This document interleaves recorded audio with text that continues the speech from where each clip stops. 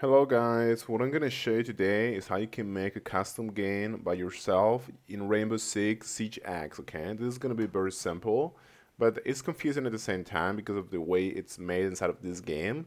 But yeah, you just have to go to the play section here, to the main menu, and then I want you to go to the core Siege, which is basically the first, sub menu in here, and then you just have to click on the playlists, okay? Then you have your essentials, your training, and your custom game. Just go to the custom gaming here, and now we're gonna click on create a local game, right? Instead of creating online or doing local, just click on create local here. Now, I want you to click on create a new playlist. Just assign this a name. Let's say just testing, for example, and let's click on add a match in here. And now you can select the map, all of the different maps that you want to select, and here are the different rules of your game, okay?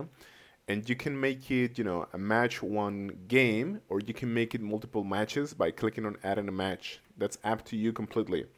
If you miss and you press this button by mistake, just click on delete this match in here. Okay, perfect.